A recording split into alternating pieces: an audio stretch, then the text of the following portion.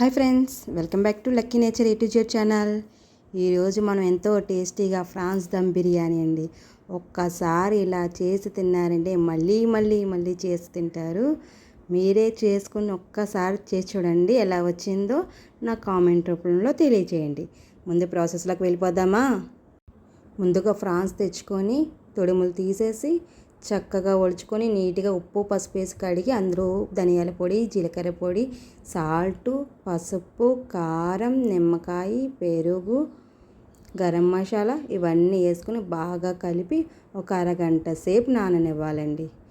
ఇలా నానితేనే ఈ టేస్టీగా రొయ్యలు చక్కగా ఉప్పు కారం పెట్టి జ్యూసీగా ఉంటుంది. ఇప్పుడు ఒక 300 గ్రాములు బాస్మతి బియ్యాన్ని తీసుకున్నాను. 300 గ్రాముల రొయ్యలకి 300 గ్రాముల బాస్మతి రైస్. మీకు మామూలు రైస్ కావాలంటే మామూలు రైస్ తీసుకోవచ్చు.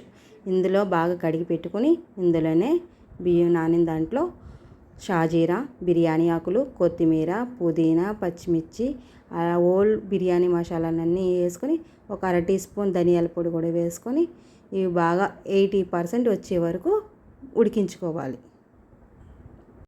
ఇలా 80% ఉడికితే మిగతా 20% మనం రొయ్యలు వేసిన దాంట్లో ఉడుకుతుంది.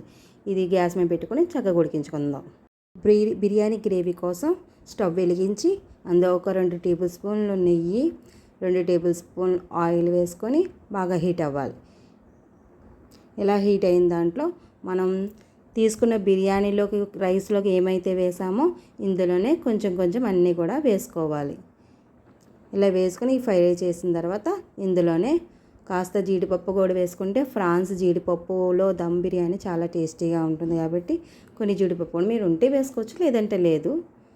వేసుకొని ఇవి కూడా దోరగా వేయించుకోవాలి. వేయించుకున్న దాంట్లో మనం ముందుగా తీసుకున్న పచ్చిమిర్చి 4, ఉల్లిపాయ 2 పెద్ద ఉల్లిపాయ సైజు తీసుకొని బాగా చీలికలుగా చేసుకొని వేసుకొని వేయించుకోవాలి. ఇందులో కొంచెం సాల్ట్ వేయడం వల్ల బాగా ఉల్లిపాయ వేగుతాయని.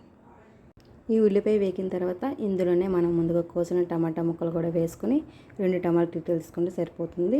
2 టమాటాలు తీసుకుని ఇందులో వేసి బాగా వేయించి మగ్గించుకోవాలి. మగ్గిన తర్వాత మనం ముందుగా నానబెట్టుకున్న రొయ్యలను వేసి బాగా ఉడికించాలి. ఇందులో కొంచెం వాటర్ పోయేంత వరకు ఎక్కువ వరకు ఉంచుకోవాలి. ఎందుకంటే మనం బాస్మతి రైస్ని ఆల్రెడీ ఉడకపెట్టాం కాబట్టి ఇందులో 20% ఉడకాలి కాబట్టి సరిపోతుంది.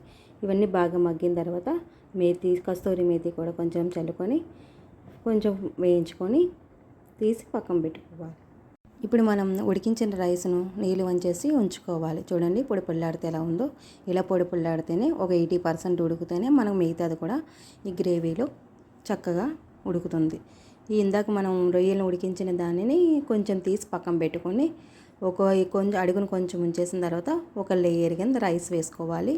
దీనిపైన మనం ఆయిల్లో వేయించుకున్న ఆనియన్స్, కొత్తిమీర, పుదీనా, కాస్త నెయ్యి, ఈ రొయ్యల గ్రేవీ అన్నీ వేసి కొంచెం గరం మసాలా కూడా వేస్తే బాగుంటుంది. వేసి మళ్ళీ ఇంకో లేయర్ వేసుకుని ఇలాగే అన్ని లేయర్ కూడా మనం ఎంతవరకు ఉందో రైస్ ఎంతవరకు గ్రేవీ ఉందో వేసుకొని చక్కగా మొత్తం లేయర్లుగా వేసుకోవాలి. ఇలా లేయర్లుగా వేసుకున్న తర్వాత మనం మూత గట్టిగా పెట్టుకొని దానిపైన వెయిట్ ఏదైనా పెడితే చక్కగా ఆవిరికి చక్కగా ఉడుకుతుంది.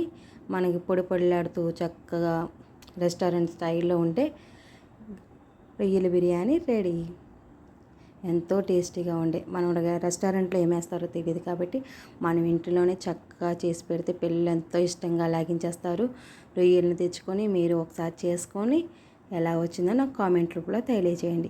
ఈ వీడియో మీకు నచ్చినట్లయితే లైక్ చేయండి, షేర్ చేయండి, సబ్స్క్రైబ్ చేసుకోండి. మా ఛానల్ సబ్స్క్రైబ్ చేసుకోవడం వల్ల నేను పెట్టే వీడియోలన్నీ మీరు ఇంకా చూడగలుగుతారు. చూడండి ఎంతో టేస్టీగా గుమగుమలాడే రొయ్యల బిర్యానీ ఒక్కసారి ట్రై చేసి చూడండి ఎలా కుదిరిందో. సరిగ్గా రాకపోతే నన్ను తిట్టుకోండి, ఏదైనా పర్వాలేదు. బాయ్.